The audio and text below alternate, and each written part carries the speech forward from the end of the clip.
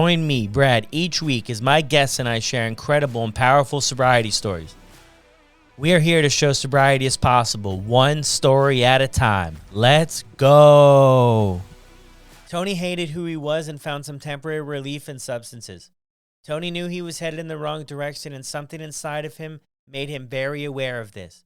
Once he discovered oxycontin, he was hooked and would find himself in prison. While in prison, he set out to accomplish 4 things.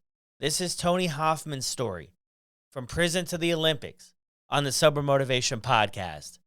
Before we jump into this incredible story with Tony, I want to thank all of you that have been listening and supporting the podcast so early on.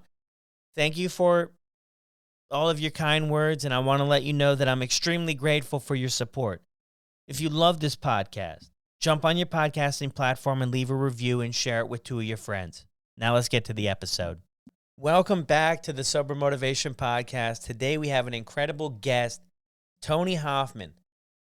From prison to the Olympics. Tony travels the country and shares his story. Tony, how are you doing today? I'm doing well. It's a little bit cold and coil went out in my heater, so I've got my jacket on to stay warm, but Cadillac problems. I'm doing great. Thanks. Yeah, awesome. So how we usually start the podcast, we start off at the beginning. So what was it like for you growing up? Yeah, so I grew up in the middle of California, not the California most people think of when you say California, Fresno County, ag capital of the world. A lot of farms. Inside Fresno County is a little city, Clovis, California. My parents moved there for work, but also to put me and my brother into what at the time was one of the top public schools in the United States. I found out when I was a young kid that I was gifted with sports, and sports was a really big thing in the communities of Clovis, especially with Clovis Unified students. So I started getting involved in sports like all the other kids, and then it kind of started to show itself that I was a different athlete than, say, the rest of the people. And my dream was, when I tell people about myself, my dream was to go to the NBA. I grew up in the Michael Jordan era where everybody said they wanted to be like Mike. For those of us that are, 35 to 45 years old, we went and bought Jordans before everybody wanted to wear Jordans. And that was kind of my life. My parents have been married for 47 years, upper middle class family. I have a brother that's 2 years older than me. I'm gifted at sports, but by the time I'm in middle school, I really start to have this internal war start. I don't remember it happening in my elementary school years, so nothing before, 7th grade. But when I got to 7th grade, I really started to have this internal conflict with myself, which really was me not liking who I was. I didn't like my gifts. I didn't like the way I looked. I didn't like myself in comparison to my peers. I had social anxiety that I didn't know was social anxiety. If you're an early millennial like myself, your ability to be emotionally aware is probably zilch. Even worse if you're Gen X, even worse if you're a boomer. For myself, I didn't know how to identify any of the feelings that I was having. The only thing I knew was that I was really uncomfortable. And this uncomfortable feeling that I started to experience really led me to this a path of self-hatred. By the time I was 12 years old, I was consumed by this idea that I needed to kill myself. Despite being one of the most popular kids in school, despite being one of the most talented athletes in the school district, I hated who I was. I'm grateful that I didn't try to kill myself. I'm grateful that I obviously am still here and didn't kill myself, because over time I found a place where I love who I am and the uniqueness that I bring to the table. But at that time, I was struggling with my self-worth. I was struggling with my relationship with my father, who was a workaholic. My dad was my hero, really. I wanted my dad around more than anybody else. At that time, I didn't know it. It took, 10 years of therapy for me to reach this place to understand that a lot of my discontention in life stemmed from this lack of a relationship that I was having with my father. And he was providing for our family, working 14-hour days, and so was my mom. And so basically, I was, quote unquote, raising myself. And in raising myself and not having the emotional awareness to understand what I was experiencing or the coping skills to deal with what I was experiencing, I started changing my behavior. And my behavior, at the root of the change of my behavior, really was just a coping skill I was developing for what was uncomfortable within myself, for the self-hatred that I had built. I was removed from school in 7th grade for selling weed. I became quote unquote the bad kid from town.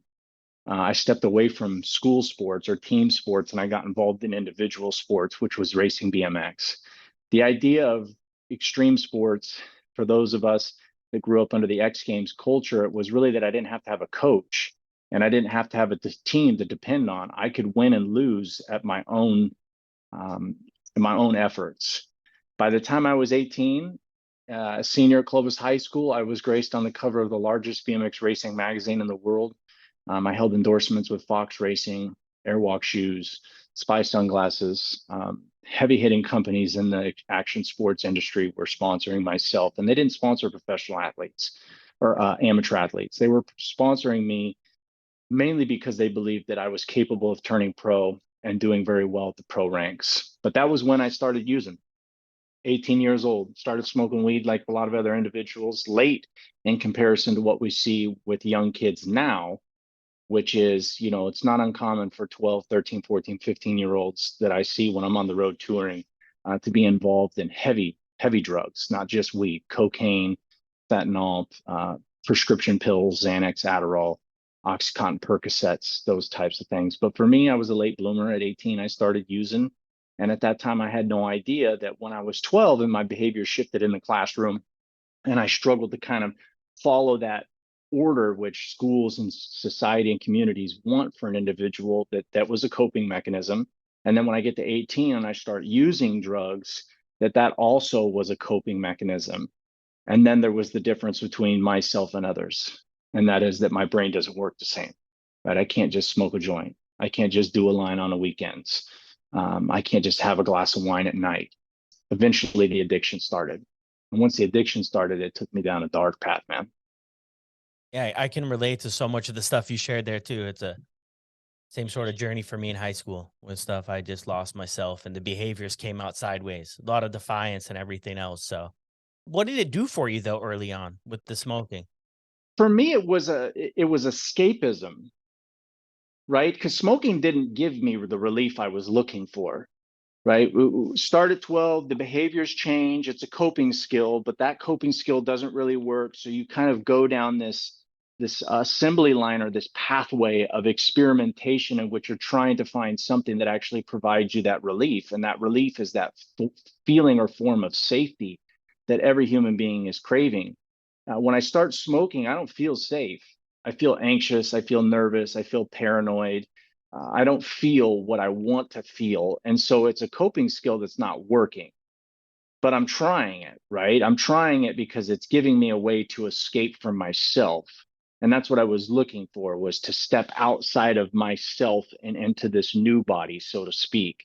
And so when I started smoking, I was really just trying to find that alternate body that really fit who I believed I was, or who I believed I needed to be, or also who I believed everybody else was. So, how did things progress for you? What did the after high school look like?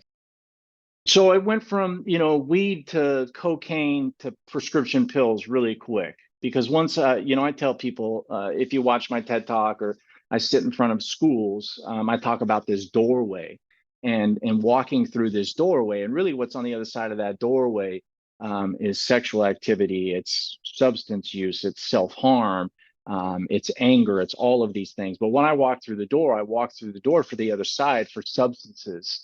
And when I walked through the door for the first time, it made walking deeper into the door much easier. So it went from weed to cocaine to prescription pills, almost instantly. And when I found prescription pills at that time, oxycontin, that was the new body I thought I was looking for. I was looking for that feeling of safety. I was looking for that comfort, and I was looking to feel what I perceived everybody else who was quote unquote normal was able to experience without having to leave the body that they were given. And I quickly became addicted to opioids, Oxycontin. Uh, Never the premise that I was going to be addicted. It was under the premise that I needed these things to be normal and that I would just take these to function. They're no different than somebody takes Prozac to function from their depression.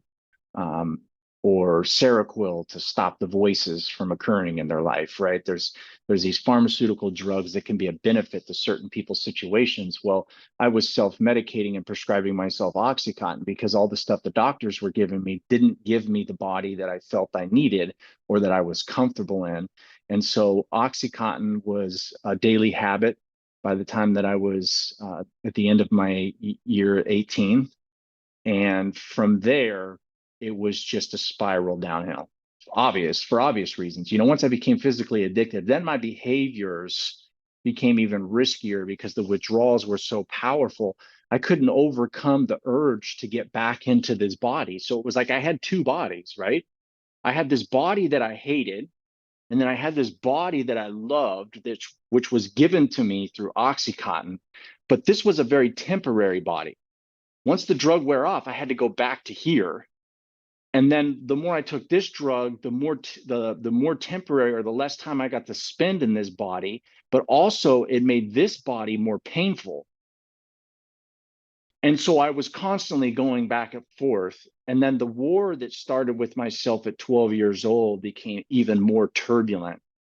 And so my behavior became more impulsive as I was trying to keep myself in this body that I believed was the correct body I should have been given. 3 years later, that was a home evasion robbery. The worst decision I made in my life.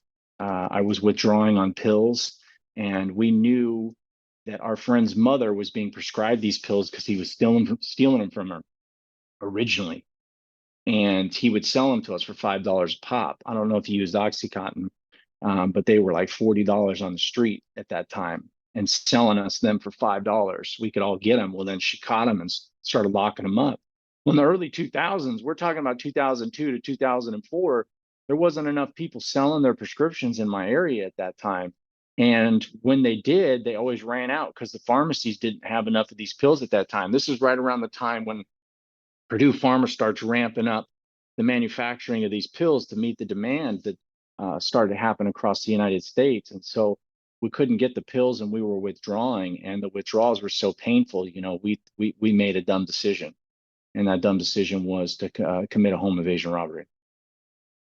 Did you understand sort of the consequences of the withdrawal when you were taking the pills? Did you have any education No, on that? no. At that time, we didn't know anything. The DARE program said stay away from heroin, meth, cocaine, crack cocaine, PCP, LSD, and marijuana. And not if. And by the way, if they would have said stay away from prescription pills because you can withdraw from these opioid medications, or you can have seizures from these benzo medications. I don't know that would have changed anything, right? Because when you're in the state of discontention with self, and you don't have the emotional awareness to develop positive coping skills that leave you in a place where you love the body you were given, you're going to go on a tour of experimentation. It just depends on whether you use people, places, or things, right? You're only going to use one of those three things. And you can be one of the other things that I wasn't and still find yourself in a place that I was internally. But yeah, we didn't know that there was going to be the consequences of physical addiction that mimicked heroin at that time, because there was no education about those pills. And by the way, at that time, we all know that Purdue Pharma's marketing was that it wasn't physically addictive, that it wasn't addictive like other drugs. And so, yeah, we took those pills liberally, and we took them as much as we could without knowing at that time we were about to become pharmaceutical heroin addicts. Yeah, and that's the course that it took for a lot of people, is that the pills ended up drying up, and then you switched over to something that The was cheaper heroin. and more Yeah. available. Yeah. Same And here. yeah, and my story is going to mimic many others in that, right? It started with OxyContin. I remember when I first went to jail, they all made fun of me. That's hillbilly heroin. And I thought to myself, by the time I used heroin, I looked back and was like, these things were better than the heroin that I was getting. I don't know what you guys are making fun of these OxyContins for, but you were guaranteed 80 milligrams, you knew exactly what you were getting. 40 milligrams, you knew exactly what you were getting. When I go buy black, I don't know what I'm getting, and I have to buy a lot of it to match what that $140 pill was doing. But yeah, I switched over to heroin just like everybody else. But by the time I was on heroin, I'm staying up for 12, 13 days at a time on methamphetamine as well. I mean, my life spun completely out of control. My opioid addiction was to maintain this temporary body as much as I could, but I also had this urge to just do whatever else was around me. And the Russian methamphetamine in the very beginning part of that high was hard for me to get away from as well. Did you ever find what you were looking for in any of these substances? No, it was temporary. Yeah. I thought I found it, right? When I first took it, I found it.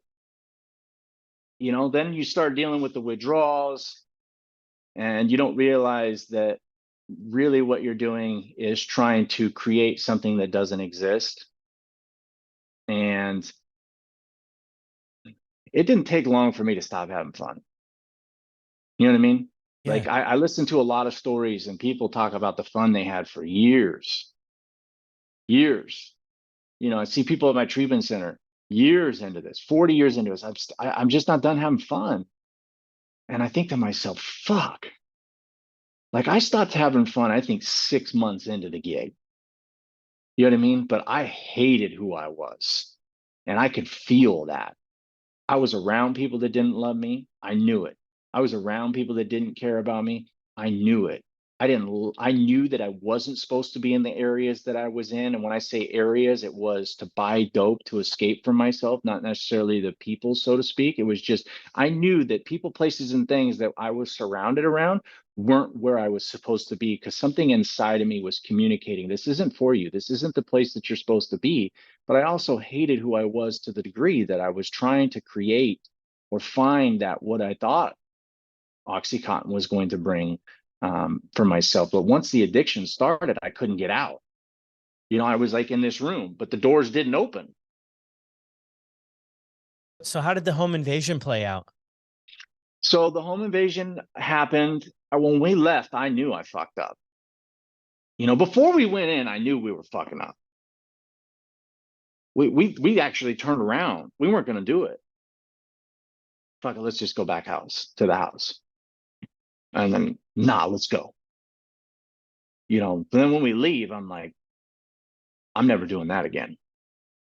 You get the shame and the guilt that you got to confront can only be shut up by, continued behavior of the sort, or using substances to stop yourself from feeling that, and my co-defendants kept robbing people. One of them's dead now. The other one's still struggling years later. And I said, I can't do this again. But 6 months later, I was arrested. And at that time, I hadn't seen my family in about 3 years. And my parents got me an attorney. Obviously, there were some other privileges on top of my attorney that had me looked at differently when I went to court. And I was given felony probation. And a strike on my record, 5 years felony probation, a strike on my record. And back then, drug programs were just go to meetings. Early 2000s, just go to meetings, right? That's all we had. We didn't have like go to a therapist. We didn't have, you need to go to this treatment center that's going to provide you high levels of care and really give you a shot at living a life in long-term recovery and change the outcomes. Go to meetings. So at this time, I still don't think I have a problem. I think that I'm just choosing to use drugs, and then I just need to stop choosing to use drugs because I don't want to go to prison for 10 years if I come back, because that was the deal. If I came back, I'd go to prison for 10 years, up to 10 years. And the consequences obviously weren't enough to change the self-hatred for this body. So there was a desire to not use because of the consequences, but the desire to not use because of the consequences didn't outweigh the self-hatred and discontention I felt in this natural body I was given. So I couldn't overcome through willpower the ability to abstain from using mind-altering substances, because what truly was controlling me was something that started at 12 years old, was the self-hatred that I felt. It was the relationship with my father that I didn't recognize and hadn't dealt with. It was all of this stuff that I was going to have to address through a program of recovery and spiritual principles that was going to lead me to a place where I completely saw my body that I hated differently. and began to love that. And when I began to love that, then I would find myself in a place where uh, I could maintain my sobriety. When did you get sober? What's your sober date? So May 17th, 2007, it comes into about 5 months after being incarcerated, 4.5 months after being incarcerated. So when I get out of jail for a robbery, I'm 21 years old. I go back out 30 days after I relapse. So I'm drinking, then I go right back to opioids. And 2 years later, I'm completely homeless. When I say completely homeless, there wasn't a bed to sleep in. If it was a bed, it was a Motel 6. It was dirt fields. It was behind dumpsters. There was no friends' couches to surf on anymore, apartments, floors to lay on. It was a hotel in a field behind a dumpster or sleeping on the street with nothing. On January 21st, 2007, I have this spiritual experience that kind of snaps and changes my complete perspective on life. January 22nd, I wake up at 2 p.m. I'm arrested. I broke into a house that was up for rent. After I get arrested, I got to go to court and face this armed robbery probation that I violated. And they gave me 4.5 years in prison. And I served 23 and a half months on that. When I got to Wasco, I was making wine with one of my cellmates. And that's why my sobriety date isn't January 22nd, 2007. It's May 17, 2007, because I was actually drinking when I first got to prison. But May 17, 2007 is my sobriety date. So it was that intervention of the prison thing that helped you out? Did something happen there? Well, How'd that play it out? was so the spiritual experience before was really what the intervention was. A lot of people will say, "Oh, so you found God when you're in prison?" No, I found it right before. And really, what I found before through this spiritual experience, I had somebody call me and tell me that God had given them a vision, and I was in this vision, and I was going to get 3 significant chances. If I didn't stop doing what I was doing before these chances took place, I was told I was going to go to prison. Well, in November of 2006, I was pulled over 3 times in 4 days. I was on felony probation, so I was pulled out of the car 2 of the 3 times. I had a needle stashed between my ass cheeks the first time. They let me go. I had 64 oxycontin stashed between my ass cheeks the second time. They let me go. The third time I was in a car with fake tags, no registration, no insurance, driver didn't have a license. I had drugs on me, she had drugs on her. The cop didn't ask if anybody was on parole or probation, so I didn't get pulled out. And she gave us a fix-it ticket and told us to drive the car home back to the person we borrowed it from, which is unheard of. They should have towed the car at the very least, right? If you're not going to ask if anybody's on parole or probation, you're at least going to tow a car that hadn't been registered in 5 years because it's clearly hot. So when the cop leaves after giving us a fix-it ticket, I remember saying to myself, that was the 3 chances my friend Adam told me I was going to get. I got pulled over 3 times in 4 days. 2 months later, I get invited to a church. I have this spiritual experience that, one, I'm not alone. Two, there is a power greater than myself. And three, how I feel isn't the way this thing feels about me. So the hatred I have for myself, the lack of worthiness I have for myself, um, this depression, this cyclone of negativity and uncomfortableness is not what this other thing feels for me or wants for me. And so I believe what I tell myself. And my first night in prison, I have what I consider my full surrender. And my full surrender is that I can't do this alone. I don't know what I'm doing, and I need some direction. And so I started reading the Bible, and I don't push my faith on anybody. I think that you can take multiple pathways into recovery. This is just my story and what happened for me. And if it's something you want, I think you can also search that out for yourself, and you can get the same thing that I got. And I started to have this revelation, so to speak, or these visions that I was supposed to do these 4 things, which was get on my bicycle and race professionally, go to the Olympics, start a nonprofit for kids, and become a professional speaker. But in that time, I didn't know how I was going to get there. because the best I could do for you is find dope, sell dope, and use dope. I couldn't hold a job. I couldn't sit through an interview. I couldn't do anything. Had no skills at that time other than I was an athlete growing up. I cheated my way through school, so I don't have an education to back me. I literally have these visions of doing these great and grandiose things, but I have no idea how I'm going to get there. And so my first night that I'm in prison, I'm laying on my bunk. And before I have my surrender moment where I'm just going to give up everything I thought I knew for something different, I read this quote in the ceiling. And it says, be careful what you think because your thoughts become your words. Be careful what you say because your words become your actions. Be careful what you do because your actions become your habits. Be careful what you make a habit because your habits become your character. And your character becomes your destiny.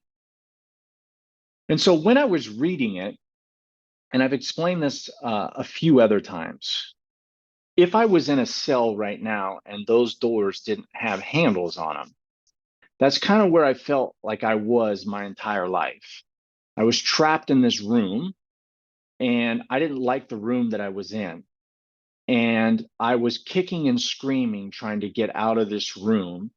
And in the nightstands were these things that I found that made me feel like I could be in this room. But I still didn't want to be in here. But then the things that were in the nightstand that I found that made me comfortable being in the room that I was in ran out. And then I really hated being in this room. But then I had this spiritual experience, and the doors became glass. They didn't have handles. They became glass, and I could see outside of this room that I didn't want to be in. And I realized I really want to be out there, but I don't know how to get out of here. I like what I see outside of this glass. I want to get out of here. I don't know how to get out of here. But then I read this quote about it, everything starting with your thinking. And eventually your thinking becomes your character. And what I did was I realized that I was trapped in a room because of myself, not because of my dad, not because of the coaches I didn't like, not because my friend didn't get his tail light fixed, so we got pulled over. No reason other than my own self. And that if it was my own self and my thinking that had me in the room that I was in, then I needed to change the way that I was thinking so I could change the way that I was, which is my character. And that I believed my character would open the locks on the glass doors and let me out. So I decided I'm going to get to the Olympics by changing my character. And at that time, I didn't know how to change my character because I don't have a therapist. I'm locked in a cell for 23 and a half hours a day. But I realized I can't even brush my teeth every single day. If I can't brush my teeth every single day, how would I take care of showing up to a job interview? How would I be somebody that's coachable or somebody that can take direction from a boss or do anything required of me to even make it to the Olympics? So I realized that for me to change my character, I had to recognize that a lot of the small decisions that I was overlooking in my life needed to be taken care of with the same type of focus and intention that I would have if I was at the Olympics. Because you don't luck yourself into the Olympics and then decide that once you're at the Olympics, you're going to take care of this with the utmost responsibility and accountability, right? You grow into the character that can manage an experience like the Olympics. But I couldn't manage brushing my teeth. So I said, I'll just learn how to manage brushing my teeth. Then, if you listen to my story in other ways, it's making my bed and organizing my stuff and learning how to be disciplined, which was my ability to do good work when I didn't want to do good work at all.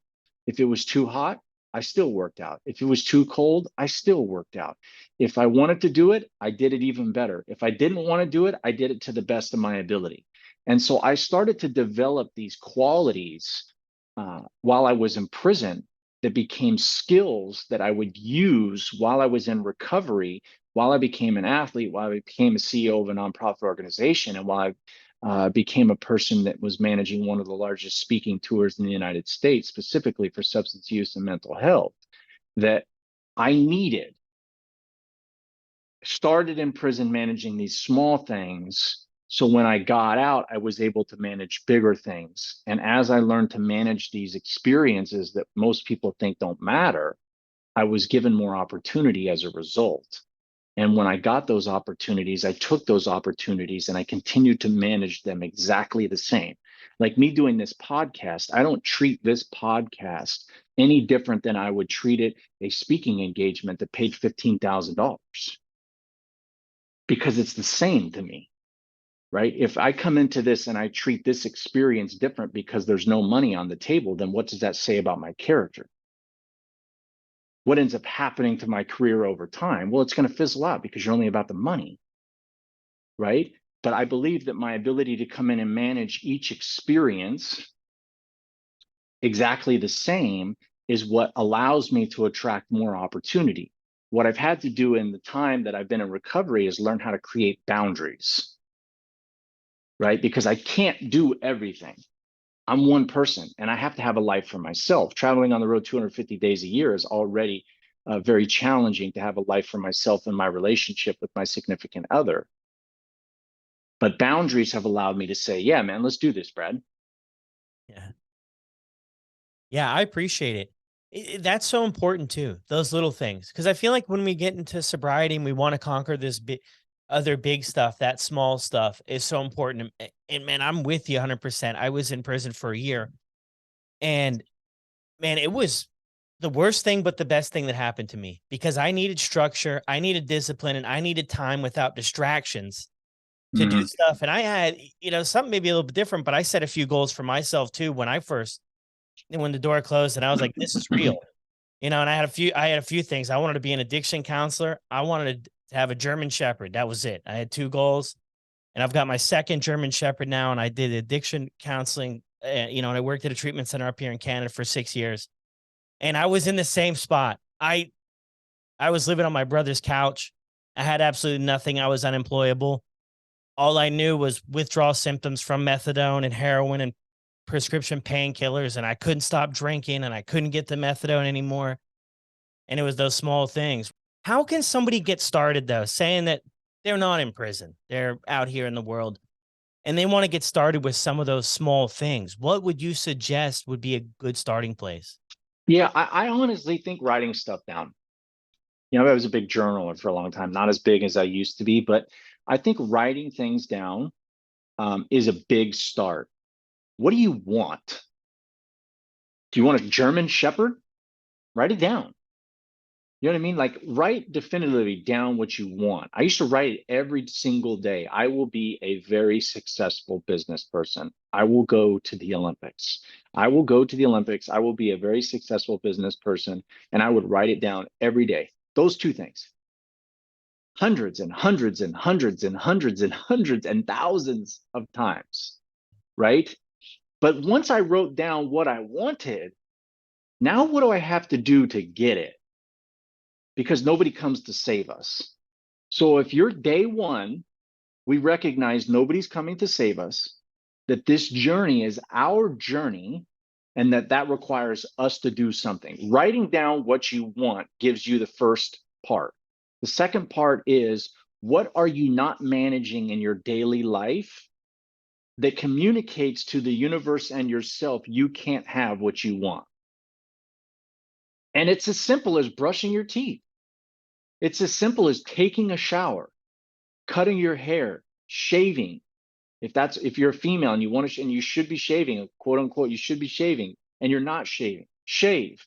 Start with these things that are completely manageable. But I also think if you're not in prison, and even when I was in prison, I had mentors that were helping me, is you can't do it alone. I see all the time with my treatment center, people that come in and say, I don't need to go to meetings. I don't need to find a community of people that understand me, or a place that I can feel at home. I don't care if it's meetings, church, grief groups, donating your time at animal shelters, but you need to find yourself around a community of people that support you and empower you in a way that takes you further away from that door, which is using substances if you're listening to this podcast in most cases. And you need to ask somebody for help. So you can do these things where you write something down and then recognize that, maybe I need to start getting up and making my bed every single day, or brushing my teeth and managing these small experiences. But at the same time, your secrets, as long as you keep them, will always have power over you.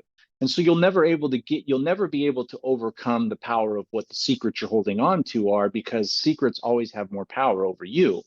And so when you get around a community of people or ask for help with somebody that understands the situation that you're in, maybe through personal experience or higher education, you can start to release these secrets, and you can trade them out for these pieces of empowerment, these skills of coping that you've never used before. And it's not this idea that as soon as you do that, you instantly change, but as soon as you surrender the secrets and you begin to adopt through open-mindedness and taking suggestions, over time, there's a transformation. For some of us, there's epiphanies, right? Like myself. But even then, well, I was drinking when I got to prison. So it didn't just change me, right? What changed me was my perspective because of the spiritual experience and me wanting something different. Then reading the literature of the Bible was helping replace some of the negativity with some positivity. And then while I was drinking, I was being convicted that this wasn't for me. And that conviction was what allowed me to continue to move forward, to try and remove myself from feeling that conviction by doing what needed to be done on a daily basis, which was esteemable acts. Over time, those esteemable acts became a believable thing to me. And I was able to adopt this idea that I can, I will, and I'm able, and that I don't need these things to get through my day anymore. And so a big part of that is asking somebody for help.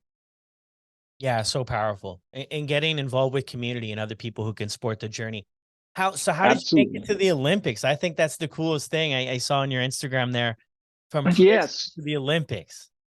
So I got out and I did all four things that I said I was going to do. I was very fortunate. My family came back in my life after years of absence. The one thing I think my dad really felt like, I think my son's back, is that I said I want to get on my bike. My dad being a former professional motocross racer, my brother racing BMX, us racing BMX through our teenage and late teenage years. I think my dad realized, okay, if my son wants to do this, there's something different about him. And so my dad said, I'll support your racing. I'll give you a place to get out, and I'll support your racing so long as you're living a life in sobriety and doing what needs to be done. And I had started all of those things that would need to be done when I was in prison. So I could work out 7 days a week. I could go to bed early in the night, wake up early in the morning. I was ready when I got out. So I get into racing.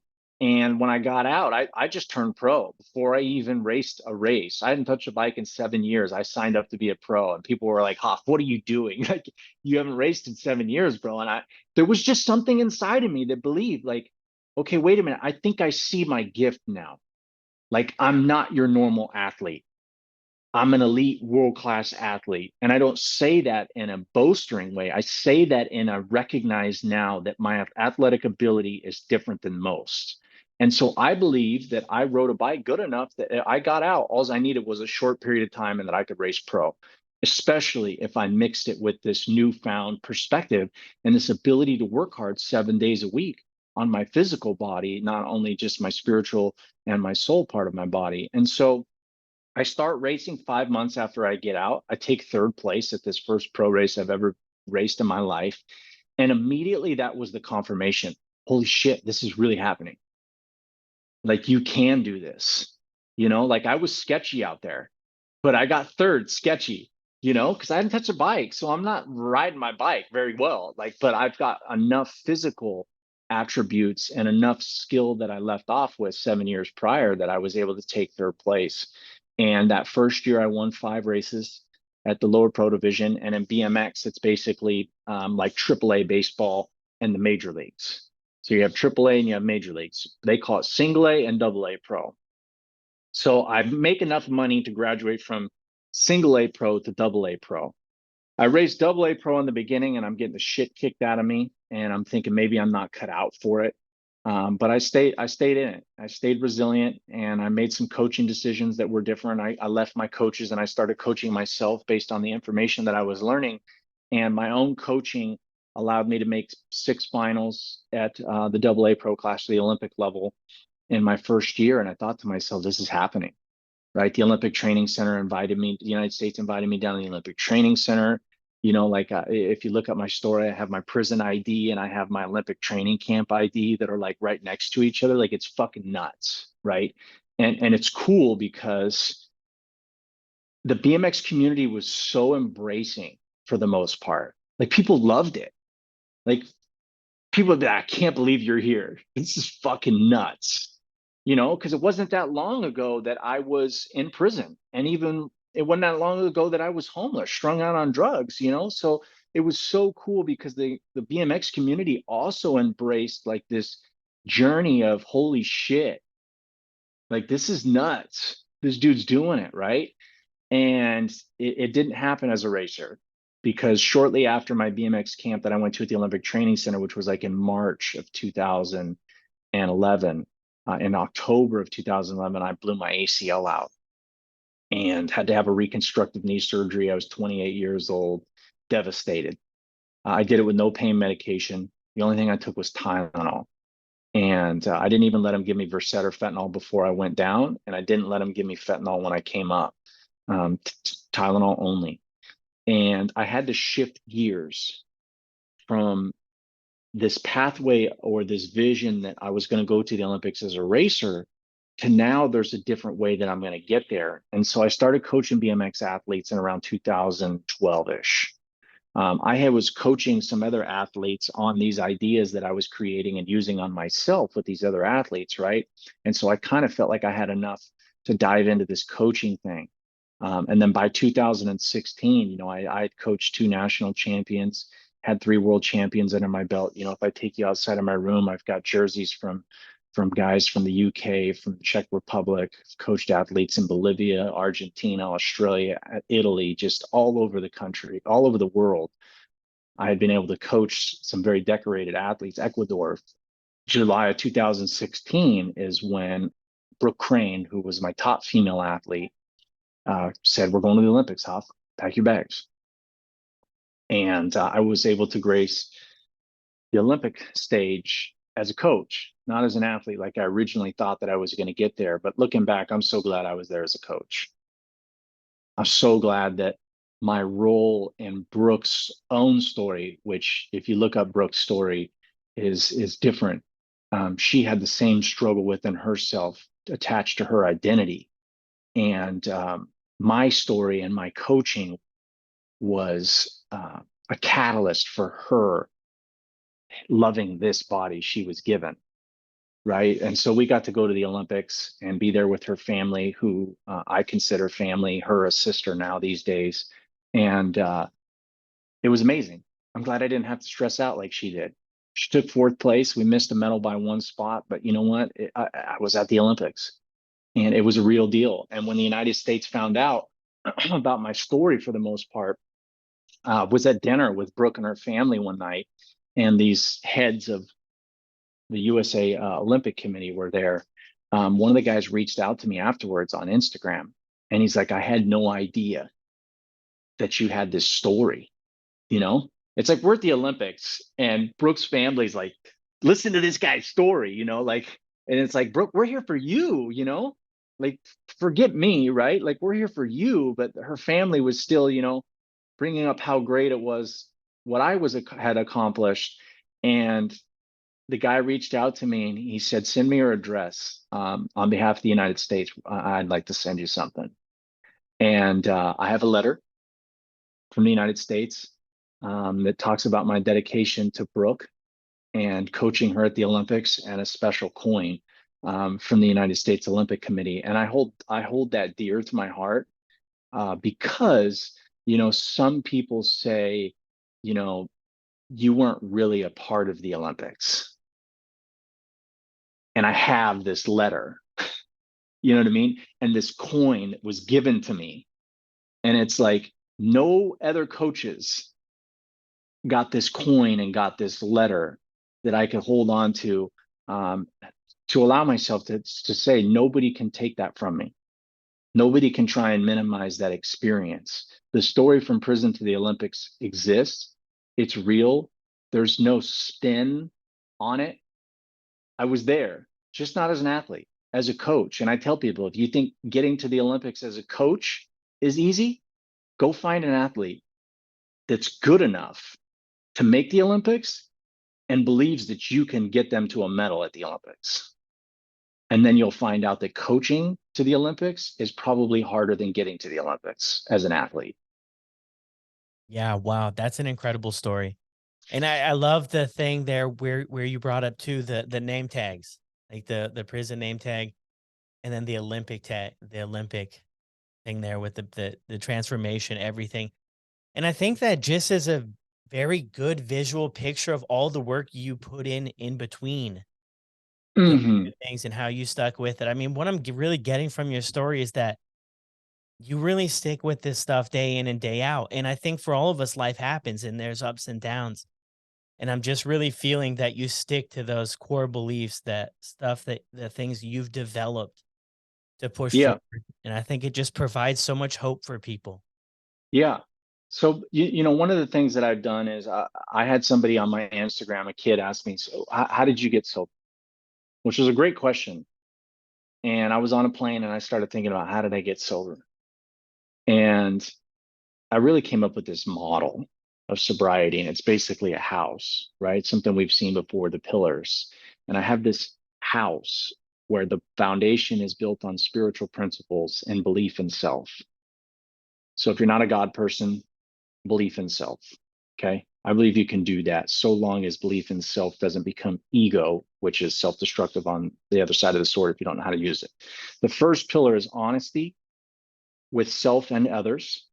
The second pillar is willingness, my ability and willingness to do whatever it takes.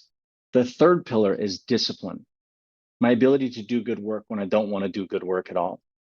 The next pillar is structure, my ability to know what I need to do from 8 a.m. to 5 p.m. or 10 p.m. Call it what you want, but I know what I need to do week in and week out.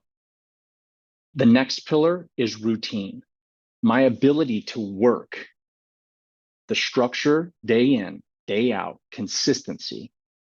The next pillar is giving, my ability to give time to yourself and others for the benefit of the world around me.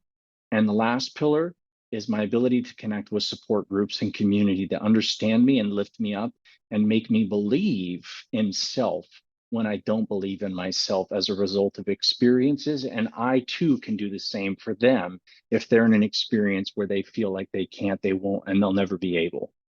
And as long as I stick to that, everything works out exactly the way it's supposed to be. And I really have learned how to remove myself from needing things to happen the way I vision them in the beginning. And I call it persistent flexibility. I won't abandon the routine, but the routine is also flexible in what needs to be done and what direction that I'm going based on what's happening around me. And that ability to give up certain directions for another direction, I believe, is also why I made it to the Olympics and didn't just quit racing and walk away from the sport from resentment. Those are incredible pillars. Which one gives you a run for your money? Is there anyone specifically or all of them? Probably nowadays, probably structure. Yeah. In the beginning, honesty was self. So honesty is a pillar, but I always say it's a double-sided pillar, and that what you read on the front, there's also something on the back, and it's the only pillar that has that. It's honesty with self and others. If you dropped your wallet, I could easily say, here you go.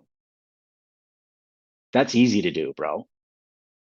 But why are you going to the house that you're going to?